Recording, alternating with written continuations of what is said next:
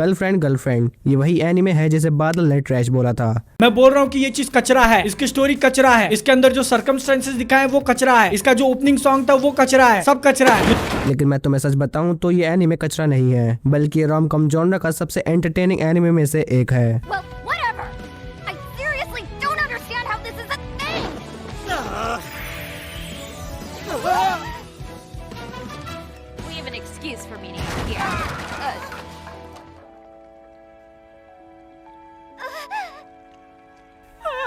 हाँ, इस सीन की कोई जरूरत नहीं थी, बट मैंने डिटेंशन के लिए डाल दिया। लेकिन ऑनेस्टली इस एनिमे को देखते वक्त मेरे चेहरे पर स्माइल थी। मैं नहीं जानता किसी को ये एनिमे क्यों पसंद नहीं आता, क्योंकि मेरा फर्स्ट इंप्रेशन लिटरली ये था। मजा आ गया भाई, खास करके शीनो को देखकर।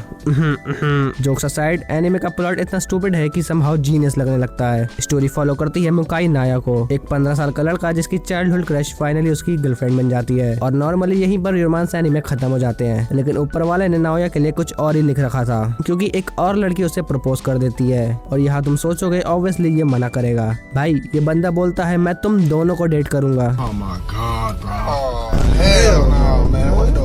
और उससे भी ज्यादा डेंजरस बात, ये अपनी गर्लफ्रेंड से परमिशन भी मांगता है और वो मान भी जाती है।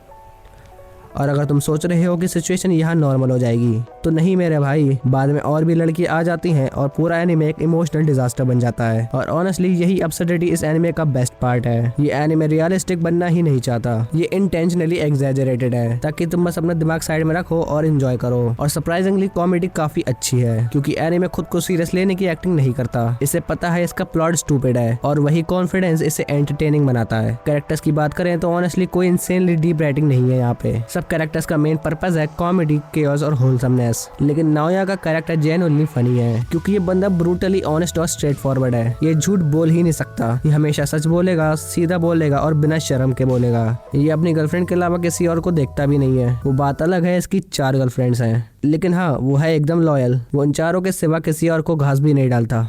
एक सेकंड, ये सेंस नहीं बनाना ना। देखो, अगर तुम इस एनिमे में डीप कैरेक्टर स्टडी, रियलिज्म या फिलोसॉफी ढूंढने जाओगे तो ऑब्वियसली डिसअपॉइंट होगे। लेकिन अगर तुम बस एक फन रोम-कॉम देखना चाहते हो जो जेन्युइनली एंटरटेनिंग हो, तो गर्लफ्रेंड बहुत एंजॉयबल है। प्रॉब्लम कब होती है पता है? जब हम हर एनिमे से मास्टरपीस एक्सपेक्टेशंस रखना स्टार्ट कर देते हैं। हाफ ऑफ द शोज तभी बेकार लगने लगते हैं जब तुम उनसे कुछ और एक्सपेक्ट करते हो। गर्लफ्रेंड स्मार्ट एनिमे नहीं बनना चाहता, ये बस तुम्हें एंटरटेन करना चाहता है। और ऑनेस्टली उसमें ये बहुत सक्सेसफुल है। ये एक simple, chaotic, clean watchable rom-com है, जिसे देखकर तुम्हारे फेस पर स्माइल आ ही जाएगी। और अगर स्माइल नहीं आई तो भाई एनिमे देखना छोड़ दो।